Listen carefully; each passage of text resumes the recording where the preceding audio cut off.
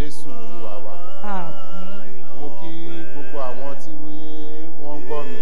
I greet everybody that is listening to me. Èyí tí ń ṣe ọjọ́ kẹrìnlélógún nínú ìrìn àjò àwẹ̀ àti àdúrà wa. Today, which is the 20th in our Lenten service. Ọ̀rọ̀ tí a máa fi bára wa sọ̀rọ̀. Today's topic Òun náà ni ìṣọ̀tẹ̀, will be ìgbàdùlùmọ̀ àti àìlọ́nilọ́wọ́gbà. Èyí táwọn òyìnbó ń pè ní conspiracy, deceit and fraud. Ìṣọ̀tẹ̀, conspiracy, ìgbàdùlùmọ̀ deceit, àti alọ́nilọ́wọ́gbà. Àkọ́kọ́ náà kí nìkan tí Firstly, à ń pè ní what do we call ìṣọ̀tẹ̀? conspiracy? Kí nìkan tí à ń pè ní alọ́nilọ́wọ́gbà? What do we call? Ẹ jẹ́ ká wo inú Bíbélì wa, ká wo Let us look at the book of ìwé òwe Proverbs orí 20, ẹsẹ̀ 17. verse 15. Proverbs 20:17. Proverbs 20:17. Kí ló sọ fún wa? Ó sọ fún wa pé oúnjẹ ẹ̀tàn dùn mọ́ ènìyàn, ṣùgbọ́n ní ìkẹyìn ẹnu rẹ̀ la ó fi tara kún.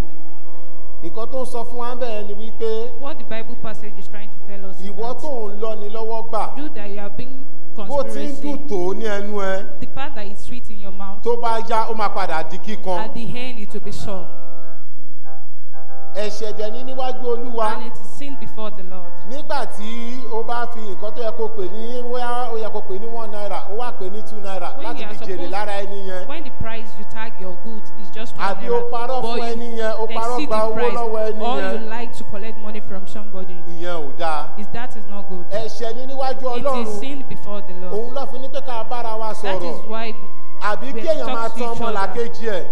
Nígbà tó mọ̀ pé bọ́rọ̀ ṣe rí When leléyìí, you know that ó this wá is lọ bọ́ what is ọmọlàkejì ẹ̀, on òun tọ́ pé and irọ́ you bó ṣe rí deceit kọ́ yẹn. and you deceit your fellow Ìyẹn ò human dá being. níwájú That is Ọlọ́run. not good in the sight of the Tí a Lord. bá ní ká máa wo àwọn Bíbélì, ẹ jẹ́ ká wo Jeremiah Let us look 17:11. at the book of Jeremiah 17:11. Kí ni ìwé Jeremiah 17:11 sọ fún wa? The book of Jeremiah 17:11. Ó sọ pé bí àparò ti ń sàbà lórí ẹyin tí kò yín, bẹ́ẹ̀ gẹ́gẹ́ ni ẹni tí ó ń kó ọrọ̀ jọ ṣùgbọ́n kì í ṣe ní òdodo, yóò sì fi sílẹ̀ lágbèje méjì ọjọ́ rẹ̀, àti ní òpin rẹ̀ yóò jẹ́ aṣiwèrè.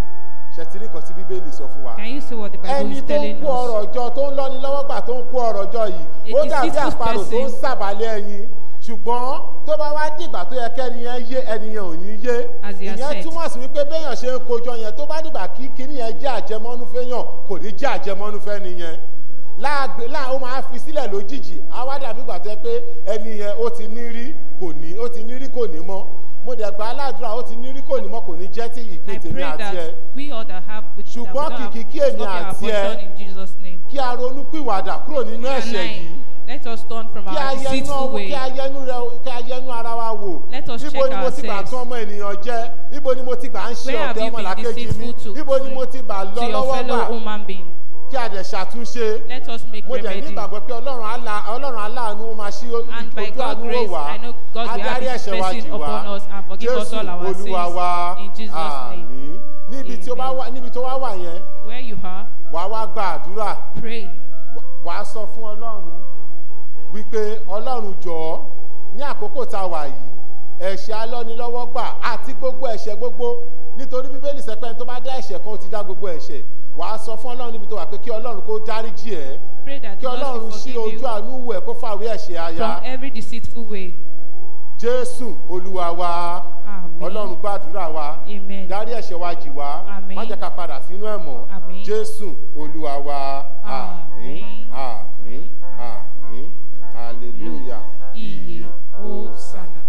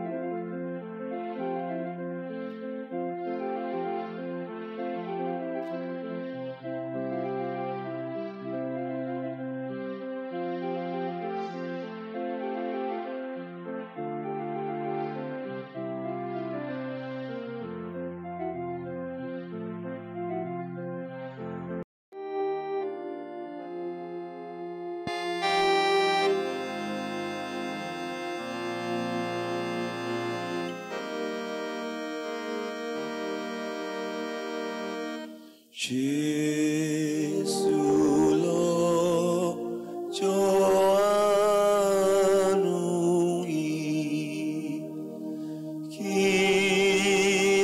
àkókò tó kọjá.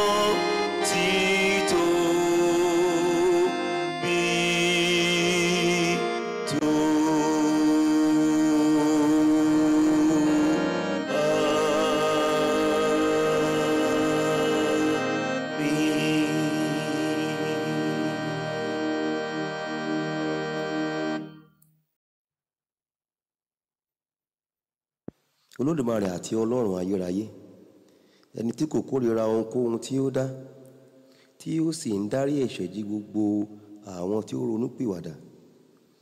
Dá ọkàn títún sínú wa, kí o sì fúnni ní ìròbìnújẹ́ ọkàn, kí àwa tí ń pohùn réré ẹkún ẹ̀ṣẹ̀ wa bí ó ti yẹ, tí a sì ń jẹ́wọ́ òṣì wa, kí a lè ní ìmúkúrò ẹ̀ṣẹ̀ àti ìdáríjì tí ó pé lọ́wọ́ rẹ. Ọlọ́run àánú gbogbo, nípasẹ̀ Jésù Kristi Olúwa wa. Àmín. Olúwa, ẹni tí ó gbààwẹ̀ nítorí wa ní 40 ọ̀sán àti 40 òru, fún wa ní oore ọ̀fẹ́ láti gba irú àwẹ̀ bẹ́ẹ̀, kí a lè máa tẹrí ara wa ba fún ẹ̀mí àti títí láé, kí àwa kí ó lè máa mú èrè tí ìwọ ti fi sí wa nínú ṣẹ ní òdodo àti ní òtítọ́ ìwà mímọ́, fún ọlá òun ògo rẹ, ẹni tí ó wà tí ó sì ń jọba pẹ̀lú Baba àti ẹ̀mí mímọ́, Ọlọ́run kan, ayé àìnípẹ̀kun. Àmín. Olúwa, àwa ń bẹ̀bẹ̀ lọ́dọ̀ rẹ, fi àánú gbọ́ àdúrà wa, kí o sì dá gbogbo àwọn tí ó jẹ́wọ́ ẹ̀ṣẹ̀ wọn fún ọ sí, àti àwọn tí ọkàn wọn ń fi sùn nítorí ẹ̀ṣẹ̀, kí a lè dáríjì wọ́n nínú àánú rẹ, nítorí Kristi Olúwa wa. Àmín.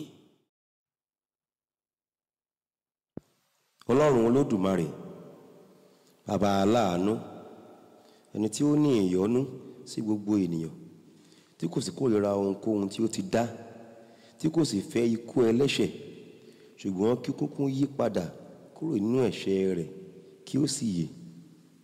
Ṣàánú kí o sì dárí ẹ̀ṣẹ̀ wa jì wá, tẹ́wọ́ gbà wá kí o sì tù wá nínú, àwa tí ó kún fún ìbànújẹ́ nítorí ẹ̀ṣẹ̀.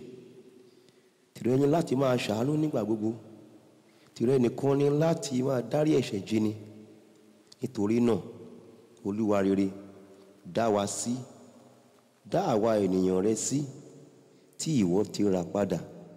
Má ṣe bá ọmọ ọ̀dọ̀ rẹ ṣe ẹjọ́, àwa erùpẹ̀ lásán àti òtòṣì ẹlẹ́ṣẹ̀, ṣùgbọ́n dárí ìbínú rẹ kúrò lọ́dọ̀ àwa tí ó ń fi tinútinú jẹ́wọ́ òṣì wa, tí a sì ń ronúpìwàdà ẹ̀ṣẹ̀ wa tọkàntọkàn, kí o sì yára láti ràn wá lọ́wọ́ ní ayé yìí, kí a lè bá ọ gbé títí ní ayé tí ń bọ̀, nípasẹ̀ Jésù Kristi Olúwa wa.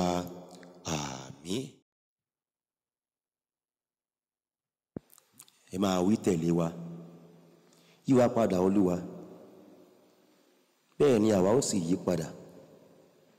Fi ojú rere rẹ wò wá Olúwa, fi ojú rere rẹ wò àwa ènìyàn rẹ tí ń fi ẹkún àti ààwẹ̀ àti àdúrà yí padà sí ọ, nítorí Ọlọ́run aláàánú ni ọ́.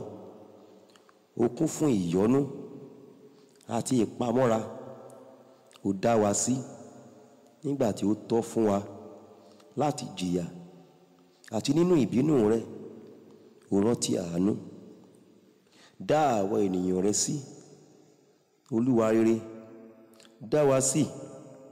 Má ṣe jẹ́ kí ẹni ìní rẹ dààmú. Gbọ́ tiwa Olúwa, nítorí àánú rẹ tóbi, kí o sì wò wá gẹ́gẹ́ bí ọ̀pọ̀ àánú rẹ, nítorí ìjòyè àti ẹ̀bẹ̀ ọmọ rẹ olùbùkún Jésù Kristi Olúwa wa.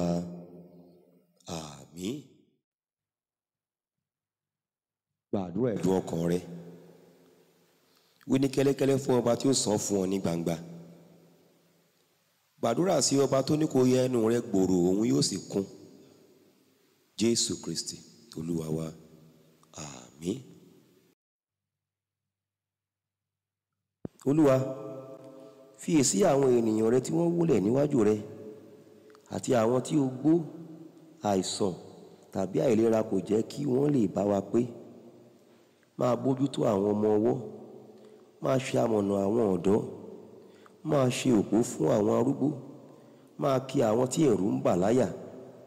Ṣá àwọn ọ̀dọ́ tí ó túká kiri jọ, kí o sì mú àwọn tó ṣáko padà sínú agbo rẹ. Jẹ́ kí ojú rẹ kí ó máa bá àwọn tí ó rìn lójú omi lọ. Dáàbò bo àwọn opó, ṣe asà fún àwọn ọmọ aláìní baba. Dá àwọn tí a mú ní ìgbèkùn sílẹ̀, ṣe ìwòsàn àwọn aláìsàn.